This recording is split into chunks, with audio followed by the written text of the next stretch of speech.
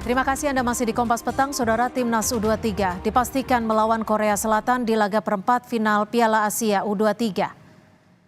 Kepastian lawan Timnas U23 didapat setelah Korea Selatan menang 1-0 atas Jepang. Kemenangan atas Jepang membuat Korea Selatan sebagai juara grup B dengan 9 poin. Laga Timnas U23 melawan Korea Selatan akan digelar Jumat dini hari waktu Indonesia Barat.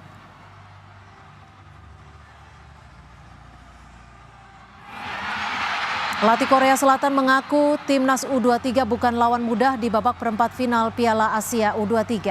Pelatih Korea Selatan bilang, Sintayong sukses menciptakan tim yang bagus. Ia akan mempersiapkan tim terbaiknya untuk menghadapi Timnas U23.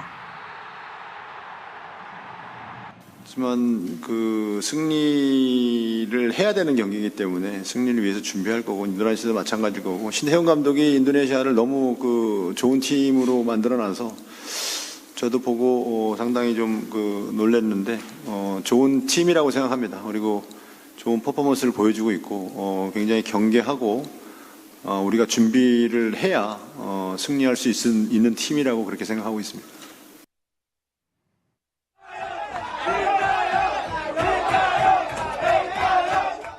Setelah melibas Yordania 4-1, Timnas U23 Indonesia kini bersiap melawan Korea Selatan di babak perempat final Piala Asia U23. Pelatih Timnas U23 Sintayong yang terus mengikuti pertandingan Korea Selatan melawan Jepang di grup B menyebut Indonesia harus bersiap melakoni laga perempat final. 네, 저는 인도네시아 축구가 바닥을 한번 쳤기 때문에 계속 올라갈 수밖에 없는 상황이고 그걸 만들기 위해서 사실 인도네시아 감독직을 사실은 수락했던 부분이 있었고 그런 역사를 만들어 가면서 인도네시아 축구 발전하고 있다는 자체에 상당히 행복하고 기분이 좋고 이제는 제가 목표했던 것을 이제 50%까지 올라왔기 때문에 8강전에는 우리 대한민국이 될지 일본이 될지 모르겠지만 아시아의 최강팀 두 팀이 맞닥뜨리는 것을 내일 경기를 보고 우리가 있을 8강전에 준비하려고 지금 잘 생각하고 있습니다. Pelatih Sintayong mengapresiasi kerja keras anak buahnya yang mampu menorehkan sejarah lolos ke 8 besar Piala Asia U23 meski ia harus melawan negaranya sendiri di perempat final. Sementara itu Marcelino Ferdinand meminta supporter dan masyarakat Indonesia terus mendukung Timnas U23 di gelaran Piala Asia U23. Yang sudah dukung, kita akan keep going terus dan kita akan melanjutkan step by step dan kita akan mengambil yang terbaik. Terima kasih atas dukungan. Timnas U23 Indonesia lolos ke perempat final setelah menjadi runner-up grup A, sementara Korea Selatan menjadi juara grup B. Laga Timnas U23 Indonesia melawan Korea Selatan akan digelar Jumat dini hari waktu Indonesia Barat.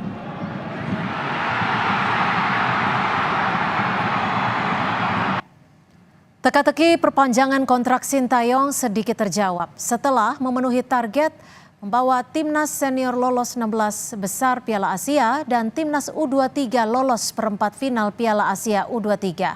Bahkan di ruang ganti pemain, Ketua Umum PSSI memberikan kode soal masa depan Sintayong.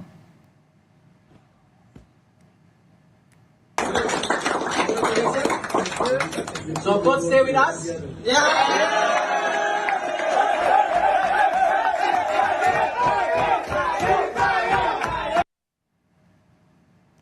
Indonesia akan melawan Korea Selatan di perempat final Piala Asia U23. Bagaimana peluangnya? Kita bahas bersama pengamat sepak bola Bung Wesley Hutagalung. Selamat sore Bung Wesley.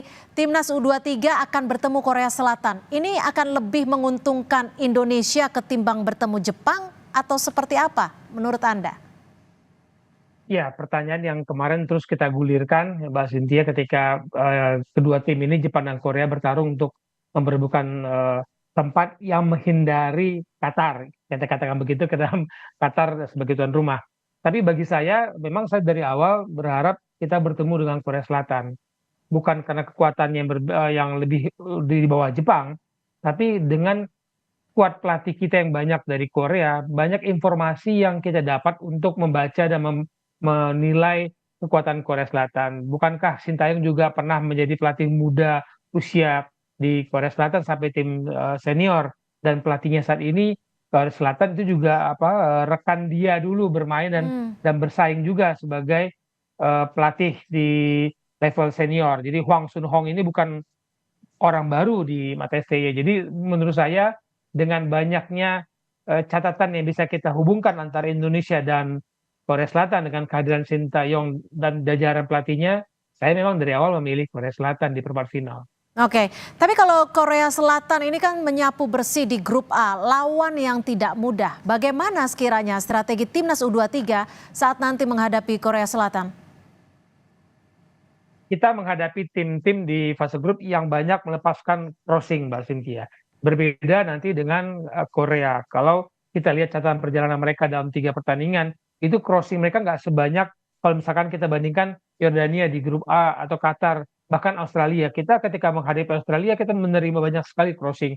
Nah, menghadapi Korea, pasti pancingan main cepat, kebugaran, adu fisik itu akan sangat mungkin terjadi dipancing oleh Korea Selatan. Ini jadi ujian bagi kita. Mental kita sudah lebih baik dari sebelum-sebelumnya, Mbak Setia. Fisik ini ujian. Apakah kita bisa mengikuti turnamen dengan fisik yang baik? 3 pertandingan mungkin selesai, tapi ada pertandingan keempat, pertandingan kelima yang ini kalah nggak ada maaf. Jadi tekanan mental itu akan mempengaruhi fisik pasti. Dan yang kita tunggu adalah strategi baru dari Shin Tae-yong setelah kita dikejutkan oleh strategi Shin Tae-yong menghadapi Yordania yang berbeda jauh ketika menghadapi Australia dan Qatar. Kalau kita bicara soal kekuatan nih, selain fisik, apa kekuatan dan juga kelemahan Korea Selatan yang sekiranya nanti bisa menjadi amunisi timnas U23 saat bertanding melawan Korea Selatan?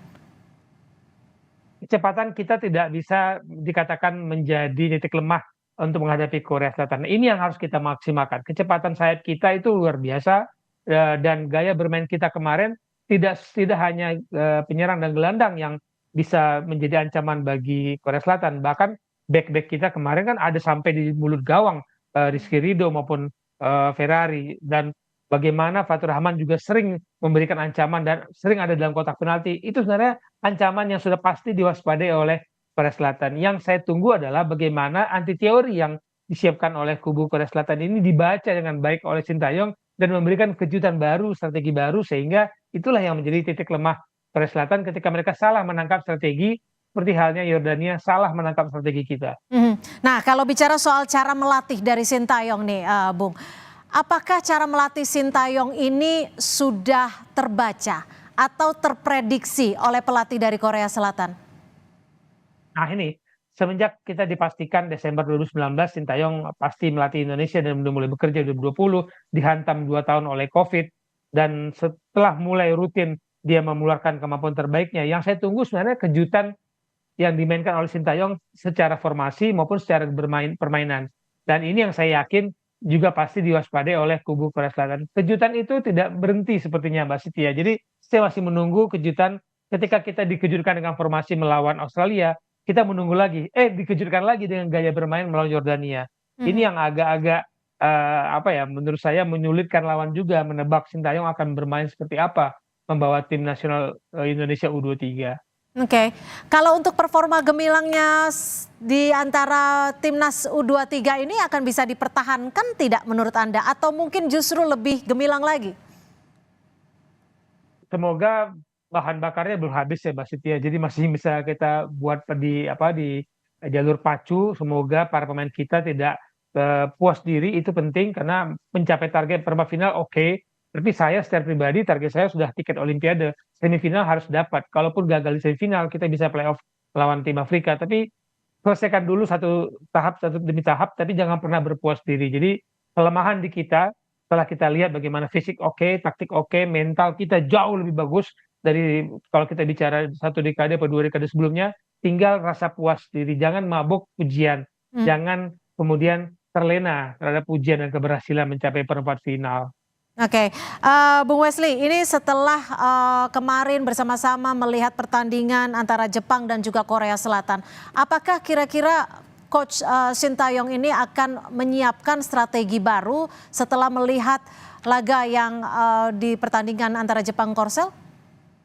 Ya, pasti bisa jadi ada yang diwaspadai karena ketika menghadapi Jepang, Korsel tidak ngotot menguasai bola, Mbak Cynthia. mereka bisa membiarkan Jepang mengontrol bola, tapi mereka memanfaatkan kelemahan dari bola sidang dan bola atas karena tubuh Korea Selatan memang lebih tinggi dari tubuh Jepang. Kita lihat bagaimana mereka melepaskan Jepang untuk mengontrol permainan. Tapi yang tidak boleh kita lupakan juga ketika Korea bermain cepat dengan bola silang dengan postur tubuh yang tinggi, mereka punya kebiasaan yang belum menjadi kebiasaan kita, yaitu melepaskan tembakan jarak jauh, melepaskan percobaan dari luar kotak penalti. Kita baru mulai sering ketika melawan Yordania, tapi sebelum-sebelumnya jarang kita lakukan. Dan ini Korea sudah melakukannya di grup di penyisian grup, di 3 laga penyisian grup. Jadi hati-hati dengan tembakan-tembakan jarak jauh karena serangan dari direct dari Korea ini sangat membahayakan. Baik, kita nantikan pertandingan yang akan berlangsung Jumat nanti. Terima kasih Bung Wesley Huta Galung, pengamat sepak bola, sudah bergabung bersama kami di Kompas Petang. Selamat sore, Bung. Selamat sore, Mas Siti.